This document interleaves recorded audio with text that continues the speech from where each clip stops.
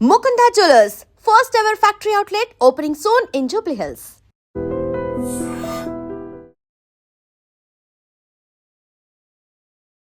నమస్కారం, welcome to I dream. ధర్మ మార్గం విత్ విజిత కార్యక్రమానికి స్వాగతం.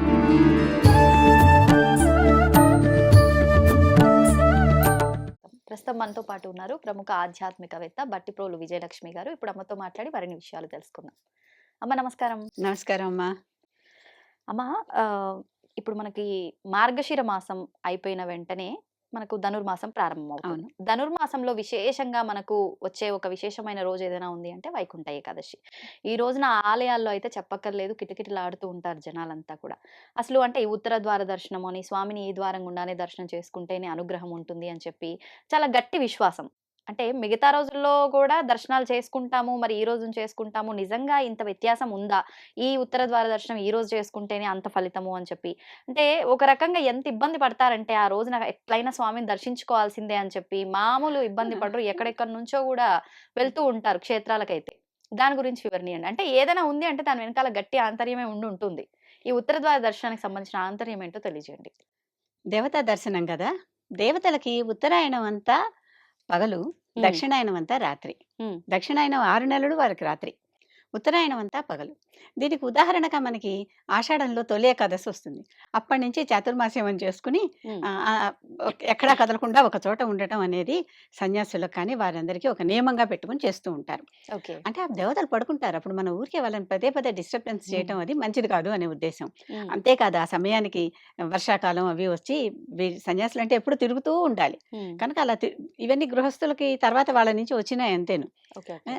తిరుగుతూ ఉండాలి కనుక వాళ్ళు తిరగలేరు కనుక ఒక చోట సన్యాసి ఎక్కడ నిలకడగా అసలు 2-3 రాత్రులు కూడా ఉండకూడదు అనేది ఒక నియమం. అలాంటిది ఈ చాతుర్మాస్యంలో మాత్రం వాళ్ళు ఉండొచ్చు. అసలు గ్రామం దాటి కూడా వెళ్ళకూడదు అని అంటూ ఉంటారు కదమ్మా ఈ టైంలో.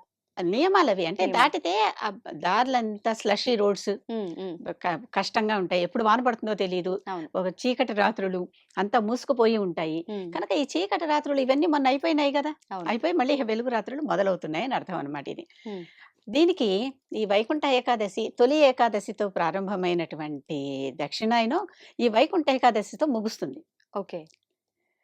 మళ్ళీ ఇక్కడి నుంచి వస్తుంది. కానీ మళ్ళీ మనం ఇంకో రకంగా చెప్పుకుంటాం. ఇదంతా ఏంటి, చాంద్రమానం ప్రకారం. చాంద్రమానం ప్రకారమేగా ఈ తిథులన్నీ మనకి 16 తిథులు వచ్చేది. 15 మళ్ళీ ఇంకొకటి అంటే అమావాస్య పున్నమి మొత్తం 16. ఈ 16 మనకు వచ్చే దాని నుంచే కదా. చాంద్రమానం ప్రకారం తొలి ఏకాదశితో మొదలైనటువంటిది ఈ వైకుంఠ ఏకాదశితో ఈ ఒక అయనం ముగిసి ఇంకో అయనం మొదలవుతుంది. అయనం అంటే ప్రయాణం, గమనం అని అర్థం. ఏ దిక్కుకు బయలుదేరుతుంటే ఆ దిక్కుకి దక్షిణ అయనం, ఉత్తర అయనం, అది లెక్క అంతే. అంటే సైంటిఫిక్ గా సూర్యుడు ఇటు నుంచి ఇటు కదులుతున్నాడు, చంద్రుడు ఇటు నుంచి ఇటు కదులుతున్నాడు. చాంద్రమానం అయితే చంద్రుడు, సూర్యమానం అయితే సూర్యుడు. ఇప్పుడు సూర్యమానంలో ఉత్తరాయణం అంటే ఎప్పుడు మకర సంక్రాంతికి చేస్తున్నాం, అవునా? సరిగ్గా అంత 6 నెలల ముందర కర్కాటక సంక్రాంతి వచ్చినప్పుడు అంటే మిథున నుంచి రాశి నుంచి సూర్యుడు కర్కాటక రాశిలోకి మారినప్పుడు అప్పుడు అక్కడి నుంచి దక్షిణాయనం మొదలైంది. అవును, సూర్యమానం ప్రకారం.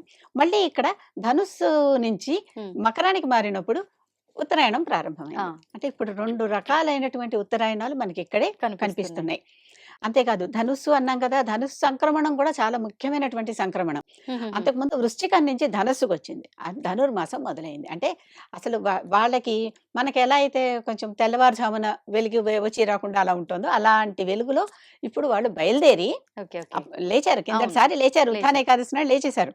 లేచి చక్కగా ఇప్పుడు బయటకు వచ్చి ఉత్తరం వైపుగా పయనం మొదలు పెడుతున్నారు. కానీ కొంతమంది స్వామివారు యోగ నిద్రలోకి వెళ్ళారు, ఇప్పుడు నిద్రలోంచి నిద్రే కదా, నిద్రపోతున్న ఆ తొలి ఏకాదశి అప్పుడు నిద్రలోకి వెళ్ళాక మళ్ళీ పరివర్తన ఏకాదశి ఒకసారి పొర్లి ఇటు తిరిగి పడుకుంటారు. ఇప్పుడు పొరలటం కాదు, ఇప్పుడు ఉత్థాన ఏకాదశి లేచేశారు, లేచేశాక ఇప్పుడు బయటకు వస్తున్నారు కనుక ఉత్తర దిశకి పయనిస్తూ ఆయన ఉత్తరం వైపు అంటే ఏంటి, దేవభూమి. ఇప్పటికి కూడా మన ఉత్తరాఖండ్ అటువైపు అంతా దేవభూమి అంటాం. ఆ ప్రాంతాన్ని అంతా హిమాలయాలు అవన్నిటిని మనం దేవభూమి అనే పద్ధతి మనకున్నది. అంటే ఆ దేవభూమి వైపు వారు నిద్రలేసి వెళ్తున్నారు కనుక అటు వెళ్తున్న వారిని మనం చూస్తే, ఎదురెళ్ళి చూస్తే చాలా పుణ్యం అనేది, అంటే వాళ్ళ పవిత్ర కార్యాలు మొదలు పెట్టడానికి వెళుతున్నారు అని అని మనందరికి విశ్వాసం, నమ్మకం. మనం గ్రంథాలన్నీ పురాణ గ్రంథాలని చెప్పిన ఈ విషయం.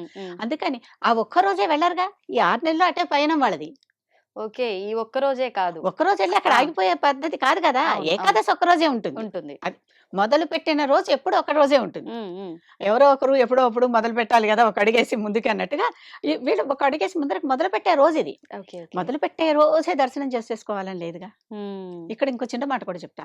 పుష్కరాలు మొదలైన రోజే స్నానం చేసేయాలని లేదుగా. 12 రోజులో, లేదు 20 గానీ రోజుల్లో ఉంటాయి కదా! లేదు గానీ మీరన్నట్టు అలా చెయ్యకపోయినా, ఆ రోజుల్లో ఎప్పుడైనా చెయ్యొచ్చు. ఒక్కొక్క రోజు చేస్తే ఒక్కొక్క విశేషం అంటారు గదమ్మా! అది. అంతే కాకుండా పుష్కరం అంటే 12 ఏళ్లకొకసారి. ఆ సంవత్సరం అంతా ఆ నదిలోనే పుష్కరుడు ఉంటాడు. హ్మ్. ఆ సంవత్సరం మొత్తం మీద ఎప్పుడైనా సరే మధ్యాహ్నం 12 గంటలకి పుష్కరుడు ఆ సమయంలో ఆ నదీ జలాల్లో ఉంటాడు. ఓకే. కనుక ఆ సమయంలో 12కి మధ్యాహ్నం పూట వెళ్లి అక్కడ స్నానం చేస్తే హ్మ్. పుష్కరుడు అక్కడ ఉంటాడు.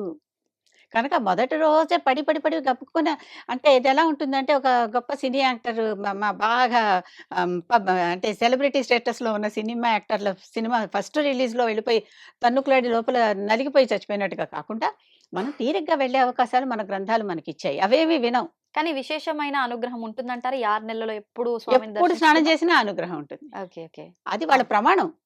ఓకే. ఈ సంవత్సరం అంతా పుష్కర కాలంలో ఎప్పుడైనా సరే మధ్యాహ్న సమయంలో వచ్చి 12కి అక్కడ స్నానం చేస్తే నేనప్పుడు అక్కడ ఉంటాను అని ఆయన చెప్పాడు. ఓకే. ఆ పుష్కరుడు ఉన్న సమయంలో స్నానం చేయాలనే కదా ఆరాటం అంతా. అవును. అలాగే ఈ ఉత్తరాయణం అంతా కూడా ఈ సమయం అంతా వాళ్ళు ఉత్తరాయణం వైపు ఉత్తరం వైపు పయనిస్తున్నారు. హ్మ్. పయనిస్తున్నప్పుడు ఎప్పుడు పయనించినా మనకు ఆ దర్శనం చేసుకుంటే హ్మ్. వాళ్ళు దేవభూమి వైపుకు వెళుతున్నటువంటి సమయం గనుక అంటే ఒక మహారాజ్ సింహాసనం వైపు వెళ్తున్నాడమ్మా. అవును. కనుక అలాంటప్పుడు చూస్తే మనకి బావుంటుంది గదా! బావుంటుంది. అలాంటిది ఇది. ఓకే. ఓకే. వాళ్ళందరూ మనకి రాజుల లెక్క కదా! అంతే. అంతే. అది. హ్మ్. అంతేకాదు ఇది మనమే కాకుండా ప్రపంచవ్యాప్తంగా అందరూ గూడా పాటిస్తారు. హుహుహుహు. ఈ ఈ అయనం అనే పేరు మన పేర్లు మనం పెట్టుకుంటున్నాం. అవును. అవును. వాళ్ళ పేర్లు వాళ్ళు పెట్టుకుంటారు. అంతే అంతే. గదా! అంతే. వాళ్ళ పేర్లు వాళ్ళు పేర్లు పెట్టుకుంటారు. పేర్లు వేరున్నప్పటికీ వేరున్నా ఆచారం సేమ్ ఆచారం ఉంటుంది. ఒకటే. Longest day of the year అని జూన్‌లో వస్తుంది. హ్మ్. హ్మ్. జూన్ 21, 22 ఆ తారీఖులో కొంచెం అటు ఇటు కొద్దిగా మారుతూ ఉంటాయి. ఓకే. ఓకే. ఆ టైంలో longest day of the year. అంటే హ్మ్. రోజుల పరిమాణం పెరిగింది. అప్పటికి పెద్ద రోజొచ్చేసింది. అక్కడి నుంచి రోజులు తగ్గటం మొదలెడతాయి. హుహుహుహు. చీకటి రాత్రులొస్తాయన్నమాట. తగ్గటం అవును. మొదలెడతాయి. అలాగే longest knight of the year ఇప్పుడు ఈ నెలలో డిసెంబర్ 21, 22, 21 అనుకుంటా ఈసారి ఆహాహా! వస్తోంది. ఓకే. అంటే ఓకే. ఏంటి? రాత్రి చాలా పొడుగు ఎక్కువ రాత్రి. సమయం ఉంటుంది. చాలా ఎక్కువ సమయం ఉంటుంది. ఆహా! అందుకే మనం పడుకున్నాక ఎంతసేపటికి తెల్లవారన్నట్లుంటుంది. లేతే అది రోజు అప్పుడే అయిపోయిందా ఆ! అన్నట్టు ఆ! అనుకుంటాం కదా! అవునవును. అలాంటిది ఇది. ఓకే. మనకి ఓకే. ప్రత్యక్షంగా మనం అంటే ఫీల్ ఇది అవుతాం. ఎవ్రీ ఇయర్ ఈ సమయాల్లోనే ఈ వస్తుందామా? సమయాల్లోనే ఇది జూన్ 21, 22 డిసెంబర్ 21, ఓకే. 22లో హ్మ్. Longest day of the year, longest knight of the year. రావడానికి రీజన్ ఏమన్నారు? భూమి పరిభ్రమణం. పరిభ్రమణం. భూ పరిభ్రమణమే. అంటే కక్షల్లో మార్పు మ క రావడమా? భూమి తిరుగుతోంది. అవును. సూర్యుడికి దూరంగా వెళ్తున్న కొద్దీ రాత్రి ఎక్కువవుతుంది. సూర్యుడికి దగ్గర తిరిగే దారిలో సూర్యుడికి దగ్గరగా దూరంగా వెళ్తూ ఉంటుంది కదా! అవునవును. కనుక ఈ రకంగా హ్మ్. భూమి తన చుట్టూ తను తిరుగుతూ సూర్యుడి చుట్టూ తిరుగుతోందని చెప్పుకుంటాం కదా! అవును. ఆ తిరిగేటప్పుడు ఉన్న డిఫరెన్సెస్‌ని బట్టి హ్మ్. ఎందుకంటే అన్నీ సర్క్యులర్‌గా ఆర్బిట్స్ ఉండవు కదా! ఉండవు. ఎలిప్టికల్‌గా ఆర్బిట్స్ ఉంటాయి. ఈ ఈ ఆర్బిట్స్‌లో తిరుగుతున్నప్పుడు ఒకసారి డిస్టెన్స్ పెరుగుతుంది. ఒకసారి డిస్టెన్స్ తగ్గుతుంది. హ్మ్. హ్మ్. దగ్గరగా వచ్చినప్పుడు longest day of the year ఉంటుంది. దూరంగా వెళ్ళినప్పుడు longest knight of the year ఉంటుంది. ఓకే. ఓకే. భూభ్రమణమే. అంతే. మళ్ళీ వెనక్కొచ్చి అంతా ఎటు తిరిగి సైన్సే. సైన్సే. ఒక్క విషయం ఇక్కడ సైన్స్ అన్నారు గనుక ఒక విషయం జాగ్రత్త చెప్పదలుచుకున్నా. హ్మ్. తెలిసిందంతా సైన్సే. హ్మ్. కానీ తెలియని సైన్స్ ఇంకా ఎంతో ఉంది. మన ఋషులు, సైంటిస్టులు, మన సెయింట్స్ కనుక్కొని దాచిపెట్టినటువంటి రహస్యాలు ఈనాటి సైంటిస్టులకు అందనివి చాలా విశ్వరహస్యాలున్నాయి. ఆ! కనుక తెలిసింది మాత్రమే పూర్తి సైన్సు అనుకోవటం అజ్ఞానం. అజ్ఞానం ఇంకా తెలియనిది చాలా ఉంది. ఉంది. ఎంతో ఉంది. గంగకెళ్ళి ఒక గంగాళం తీసుకెళ్ళి గంగాళం నిండా నీళ్ళు తీసుకొని ఇన్ని నీళ్ళు తెచ్చుకున్నానని ఆనందపడిపోతే మనకి తెలిసిన జ్ఞానం ఇంత. అంతే. దోసెడు తీసుకెళ్తే దోసెడు, చెంబుడు తీసుకెళ్తే చెంబుడు, గంగాళం తీసుకెళ్తే అంటే గంగాళం. తెలిసింది గోరంత, కా తెలియాల్సింది కొండంత. కొండంత. ఇంకా గంగంత విజ్ఞానం మనకి తెలియనిది ఉండిపోయింది. తెలియలేదు కనుక అది విజ్ఞానం కాదంటానికి ఎవరికీ అర్హత లేదు. అర్హత లేదు. అవును. ఆ తెలియని దాని గురించి నువ్వు జడ్జ్ చేయాల్సిన అవసరం లేదు. లేదు. జడ్జి చేసినప్పటికీ చేసేంత జ్ఞానం మనకి లేదు. లేదు. లేదు గనకే మనకది తెలియబడలేదు. హ్మ్. హ్మ్. ఎవరికైతే ఆ జ్ఞానం ఉందో వారికి తెలియబడింది. అంతే. ఆ అవునవును. జ్ఞానం ఉన్నవారికి తెలియబడింది. అన్నీ అవును. అందరికీ తెలియవు కదా! కొన్ని అవును. కొందరికి తెలుసు. అంతే. అంతే. అంతే. అంతవరకు మనకి ఓపెన్ చేస్తున్నాడు దేవుడు. హ్మ్. అంతవరకు మనం తెలుసుకుంటున్నాం. అంటే అంటే నువ్వు ఏ విద్య సమయంలో ఎంత తెలుసుకోవాలో అంత ఆయన ఇస్తున్నారు. ఇస్తున్నారు. హ్మ్. ఇస్తుంటే అది మనకి తటస్థపడుతోంది అంతే. తెలుసుకోవటం. అంతే. అంతే. అది తటస్థపడుతుంటే తెలుసుకుంటున్నాం. అదే హ్మ్. జ్ఞానం. ఇప్పుడు సూర్యమానం ప్రకారమేమో ఉత్తరాయణం, దక్షిణాయనం అని సంక్రాంతులు చెప్పుకుంటున్నాం. అవును. సూర్యుడు ఒక రాశి నుంచి మరొక రాశికి మారేదాన్ని బట్టి సంక్రాంతి అని ఈ లెక్కన ఉమ్, చాంద్రమానం ప్రకారం వైకుంఠ ఏకాదశి నాడే వచ్చేస్తే ఉత్తర ద్వార దర్శనం అందుకే చేస్తున్నాం. ఉత్తరం అవును. వైపుకి ఆయన వెళ్తున్నాడు కనుక. వెళ్తున్నాడు కాబట్టి మకర సంక్రాంతి నాడు సూర్యమానం ఫాలో అయ్యేవారు మకర సంక్రాంతికి ఉత్తరాయణం అని విశేషం. చేస్తూ అవును. ఉంటే, ఈ గ్రెగేరియన్ క్యాలెండర్ ఫాలో అయ్యేవాళ్ళు ఉమ్, డిసెంబర్ 21ని ఆర్ 22 చెప్పా కదా, అవును. ఒక సంవత్సరం ఆ తారీఖు వచ్చిందని అదే తారీఖు రెండో సంవత్సరం వస్తుందని లేదు, కొద్దిగా తేడా ఉంటుంది. మార్పులు ఉంటాయి. కనుక ఆ తారీఖుల్లో వస్తుంది కనుక అది వాళ్ళకి అంటే సూర్యుడు దిశ మార్చుకుంటున్నాడు అని ఉమ్, మనకి ఒక చెప్పటం అంతే. అంతే. దానికి ప్రతి నెల మన సంక్రాంతి వస్తుంది. మరి ఎందుకమ్మా ప్రతి నెల సంక్రాంతి అంటే రాశి 12 విశేషంగా? రాసులు 12 రాసుల్లోకి సూర్యుడు ఈ రాశి నుంచి ఈ రాశికి, ఈ రాశి నుంచి ఈ రాశికి 12 నెలలు జంప్ అవుతూ వస్తున్నాడు. మరి మకర సంక్రమమే విశేషంగా ఎందుకు మకర జరుపుకుంటున్నాం? సంక్రమణ నుంచి సూర్యుడు దిశ మార్చుకుని ఉత్తరం వైపు వెళ్తున్నాడు. అప్పుడు దాకా ఓ. దక్షిణం తిరుగుతున్నవాడు ఉమ్, అక్కడి నుంచి మనం ప్రదక్షిణం చేసేటప్పుడు ఇక్కడ దాకా వెళ్ళి మళ్ళీ అక్కడి నుంచి డైరెక్షన్ మారట్లే. మారుతున్నాం. అది అది జరుగుతోంది. ఓకే. మొత్తం ఇది ఆర్బిట్ లో తిరగాల్సిన వాళ్ళే. ఉమ్, ఉమ్, అంతే. అంటే అది ఒక మార్పు. ఉమ్, కాలం అనేది చక్రం అమ్మ. అది నిరంతరం ఇలా ప్రవహిస్తూనే ఉంటుంది కాలచక్రం. అంతే. అక్కడ ఇది తుది ఇది మొదలు అని ఉండదు. ఉమ్, కాకపోతే మన సూర్యుడిని బట్టి మొదలుపెట్టి మన పంచాంగాలు గాని, మన చూస్తూ జ్యోతిష్యం ఉంటాం. గాని, మన పూజ నిత్య పూజ సంకల్పం గాని సూర్యోదయం నుంచి మొదలుపెట్టి సూర్యోదయం దాకా ఉమ్, ఒక రోజు అని లెక్కేస్తున్నాం. అవును. అవునా? అవును. ఒక దినం అని లెక్కేస్తున్నాం. అంటే మన దినం ప్రారంభమయ్యేది సూర్యోదయంతో. ఉమ్, కొత్త సూర్యోదయం వచ్చేదాకా ఈ దినం ఉంటుంది. మళ్ళీ ఉమ్, కొత్త సూర్యోదయంతో కొత్త దినం ప్రారంభమవుతుంది. మారుతుంది. కనుక సూర్యుడిని బట్టి మనం కాలం లెక్కిస్తున్నాం గనక ఇవాళ ఇప్పుడు మొదలైంది అని అనుకుంటున్నాం. ఉమ్, ఉమ్, ఉమ్, ఉమ్, అంతేగాని కాలం ఎక్కడ ఆగదు కదా, అంతే. దానిపైన అది చేస్తూనే చేస్తూనే ఉంటుంది. ఉంటుంది. కనుక వైకుంఠ ఏకాదశి నాడు వైకుంఠ ద్వార దర్శనం చేయకపోతే ఏదో అయిపోతుంది అని బాధపడి, ఉమ్, అంటే జేబులకి చిల్లులు పెట్టుకొని, ఆరోగ్యాలకి చిల్లులు పెట్టుకొని, ఉమ్, మనుషులు నలిగిపోయి ఆ తొక్కిడిలో ఇబ్బంది అంత పడాల్సిన పడాల్సిన అవసరం లేదు. ఉమ్, నేను భక్తురాలినే, నాకు చుట్టం ఇష్టమే. అయినప్పటికీ దేనికైనా ఒక రిస్క్ ఫ్యాక్టర్ కూడా ఉందని ఆలోచించాలి కదా. కరెక్ట్ అమ్మా. అవును. నిజంగానే పుణ్యం వచ్చేస్తుందా? ఎంత పాపికైనా ఆ రోజు వెళ్తే పుణ్యం వచ్చేస్తుందా? వస్తే అందరికి రావాలిగా. వెళ్ళిన వాళ్ళందరూ ఎలాంటి వాళ్ళు? ఉమ్, వాళ్ళు కొనుక్కునే ఆ టికెట్లన్నీ ఎలాంటివి? ఉమ్, నిజంగానే తిరుమల తిరుపతి దేవస్థానం వంటి అదొక్కటే అని నేను చెప్పటల్లా. వంటి కొన్ని సంస్థలు ఈ 6 నెలలు ఎందుకు ఉచితంగా ఉత్తర ద్వార దర్శనం కల్పించకూడదు? నిజంగానే నాదో ప్రశ్న. నా మనసులో రేగిన ఒక ప్రశ్న. ఉమ్, ఆ ఒక్కరోజు పోనీ ఆ ఒక్కరోజు టికెట్ ఎట్టండి తీసుకోండి. 10 రోజులు ఏకాదశి ఉండదు కదా. ఉండదు. మొన్నటిదాకా 10 రోజులు టికెట్లు అమ్మారు. ఎందుకు? ఉమ్, ఏకాదశి వచ్చేది ఒక్కరోజే. ఒక 24 గంటల కాలం. ఒక్కసారి ఏకాదశి 2 రోజులకి ఇలా స్ప్లిట్ అవుతుంది. అవును. అంటే ఇవాళ మధ్యాహ్నం వస్తే రేపు మధ్యాహ్నం రేపు వెళ్ళిపోతే మధ్యాహ్నం. 2 రోజులు మొత్తం మీద ఎలా స్పాన్ మాత్రం చూసినా అంతే. 24 గంటలే. స్పాన్ మాత్రం అదే. అంతే. ఒకసారి 24 గంటలు కూడా ఉండదు. ఉమ్, ఒకసారి ఉమ్, 20 గంటలే కూడా ఉంటుంది. ఓకే. ఓకే. అందుకే కదా మనకి అవునవును. తేడాలు వస్తూ ఒకసారి ఉంటాయి తక్కువలు ఎక్కువలు అవుతాయి కదా. అనుకున్నాం. ఉమ్, ఒక్కోసారి సాగితే ఎక్కువ రోజులు 28 గంటలు ఉండే తిథి ఉండొచ్చు, ఉమ్, 20 ఉమ్, గంటలు ఉండే తిథి ఉండొచ్చు. ఉండొచ్చు. ఉంటాయి కదా కొన్ని. ఉంటాయి. ఉంటాయి. అందుకే మనకి మొన్న దసరాలు 10 రోజులు 11 రోజులు వచ్చాయి. నవరాత్రులు ఎక్కువగా వచ్చినాయి వచ్చాయి. ఈసారి. నవ అన్నాము అవును. కానీ లేదు. ఎక్కువ రాత్రులు ఆ. వచ్చినాయి. కనుక ఇవన్నీ గుర్తుపెట్టుకుంటే ఉమ్, నిజంగానే అలాంటి వారు అంటే వారు చాలా డబ్బున్న సంస్థలు కదా, అందుకని అంటున్నా. ఎందుకంటే టీటీడీ చేసేటటువంటి విద్యా వైద్య కార్యక్రమాలు మరొకరైతే చేయలేరు. కానీ అలా ఉచితంగా పెడితే ఇప్పుడు డబ్బులు పెట్టి టికెట్లు అంత అందుబాటులో లేని పరిస్థితుల్లోనే చాలా పెద్ద ఎత్తున భక్తుల తాకిడి ఎప్పుడైతే ఉంటుంది అది కదమ్మా. అవైలబుల్ గా ఉంటుందో ఆ తర్వాత ఇక దానికి మోజుండదు. ఉమ్, అర్థమైందా? ఉమ్, ఎవరైతే పూర్తిగా నమ్మకంగా ఈ రోజు వెళ్ళకపోతే "ఇహ మా బతుకు వేస్ట్ అనుకునే వాళ్ళు ఉన్నారో వాళ్ళు మాత్రమే మొదటి రోజు వెళ్తారు. తర్వాత 2, 3, 4, 5, 10, 12 ఈ 6 నెలల రోజులు, ఉమ్, ఉమ్, 6, 30, 180 రోజులు సుమారుగా అంతే. మిగిలిన వాళ్ళు వెళ్తారు. ఉమ్, వాళ్ళకి కూడా ఎందుకు ఆ దారిని వెళ్ళనీయకూడదు? ఆ దారి మూసేసి క్లోజ్ చేసేసి ఎందుకు పెట్టాలి? అవును. అసలు ఎందుకు సంవత్సరం అంతా ఉత్తర ద్వార దర్శనం ఉన్నటువంటి ఆలయం, మనం ప్రస్తుతం ఉంటున్న హైదరాబాద్లోనే మసప్ ట్యాంకులో వెంకటేశ్వర స్వామి ఆలయం ఉంది. గుహలో వెలిసాడు ఆయన. ఓహో. ఆ గుహలో వెలిసిన వెంకటేశ్వర స్వామిని దర్శనం చేసుకోవాలంటే కేవలం ఉత్తర ద్వారం నుంచే మాత్రమే ప్రవేశం. ఉమ్, ఉమ్. ఓకే. అంటే ప్రవేశం ఉన్నప్పటికీ మీరన్నట్లు ఏడాదంతా విశేషమైన ఆ ఫలితం ఉంటుందా? మీరన్న ఈ 6 నెలలే ఉంటుందా? ఉత్తరం వైపుకు వెళ్తున్నాడు గనక ఉమ్, ఇప్పుడు ఇటువైపు వెళ్ళామంటే అటువైపు అవుట్లెట్ కూడా ఉంటుందిగా. ఉంటుందిగా.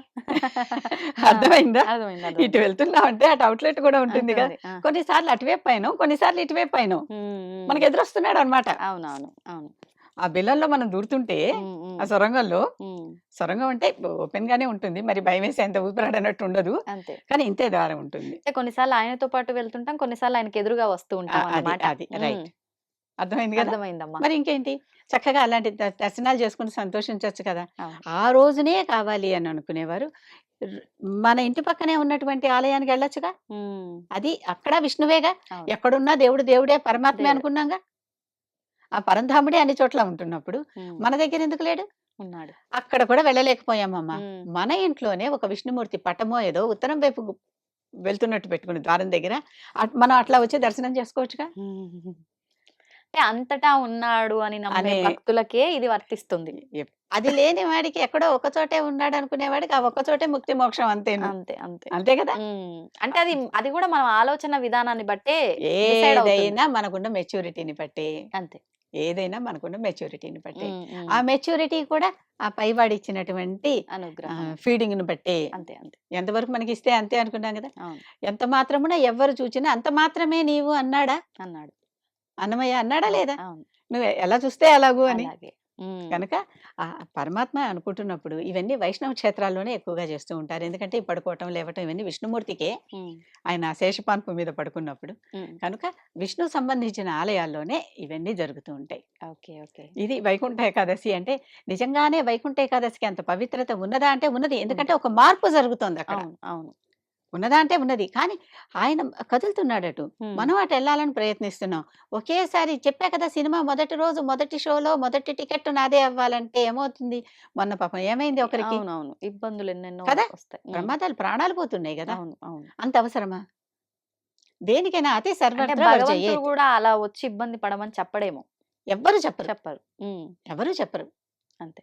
నిజంగానే ఆయన మనని చూడాలనుకుంటానే మనం ఆలయానికి వెళ్ళగలుగుతాం. మనం ఆయన్ని చూడాలనుకుంటే వెళ్ళలేం. మనం ఈ క్షణాన్ని ఎన్నో చోట్లకి వెళ్ళాలనుకుంటాం. వెళ్ళగలుగుతున్నామా?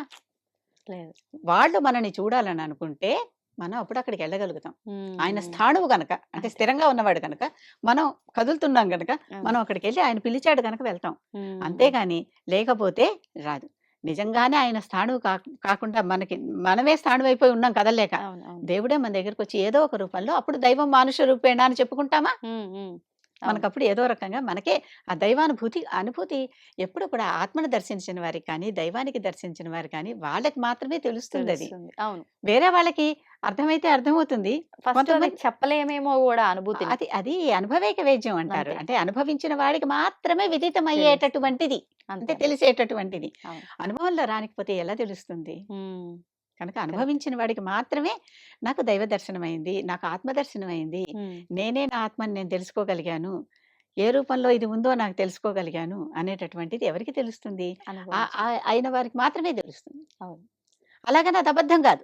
ఎంత మాత్రమో అబద్ధం కాదు. అంతేగాని అక్కడ ఒక్క చోటే దేవుడు కాకపోతే క్షేత్రాలలో శక్తి ఉంటుంది. తీర్థాలలో, క్షేత్రాలలో శక్తి ఉంటుంది. ఆ శక్తి ఎప్పుడూ ఉంటుంది.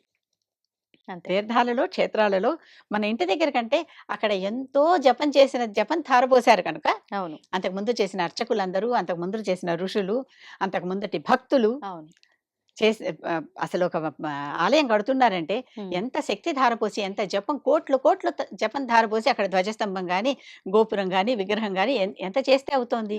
అంత జపం చేస్తారు. ఆ జపానికి సంబంధించిన హోమ, తర్పణ, మార్జన, భోజనాదులన్నీ కూడా చేస్తారు కనుకే ఆ జపం సిద్ధించి అక్కడ మనం రాయిగా తీసుకెళ్లి పెట్టినటువంటి ఒక మూర్తికి శక్తి వస్తుంది, మహత్వం వస్తుంది. కనుక తప్పనిసరిగా క్షేత్రానికి, తీర్థానికి మహత్యం ఉన్నది, లేదని నేను అంటల్లా. కానీ ఒకేసారి అప్పుడు మాత్రమే ఉంటుంది, మళ్ళీ ఉండదు అనేటటువంటిది అమాయకత్వం. కొంత మన మీద మనకి నిగ్రహం ఉండాలి. అవును అవును. అసలు ఏకాదశి వ్రతం అంటేనే ఇంద్రియ నిగ్రహం కదా. కనుక ఆ ఇంద్రియ నిగ్రహం పెట్టుకుని కొంచెం మనని మనం కొద్దిగా ఆపుకోవాలి, కంట్రోల్ చేసుకోవాలి, అంతే. వైకుంఠ ఏకాదశి అంటే మరి మీరు ఏమనుకుని అడిగారో నాకు తెలియదు, కానీ నేను చెప్పిన వైకుంఠ ఏకాదశి ఇది. మేమేమనుకున్నా మీరు ఇచ్చిన వివరణ మాత్రం చాలా బాగుందమ్మా, నిజంగా. ధన్యవాదాలు.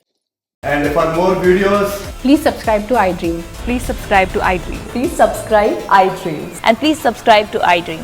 For more videos, subscribe to iDream. please like, share and subscribe to the channel. Congratulations, iDream. Subscribe to iDream. Subscribe to iDream. So subscribe to iDream Media. iDream ki iDream team andarki huge congratulations. Please subscribe iDream Media. Please subscribe to iDream. Subscribe iDream. Please subscribe to iDream. iDream అంటే నా కళల channel subscribe చేసుకున్న నోరు తిరుగుతలేదు, మీరైతే గంట గుర్తు కొట్టండి. For more such videos, please subscribe to iDream. Subscribe to iDream. Please subscribe to iDream. Please subscribe iDream Media. Please do subscribe to iDream. Please subscribe to iDream Media. For best entertainment and information, please subscribe iDream. And don't forget to subscribe to iDream.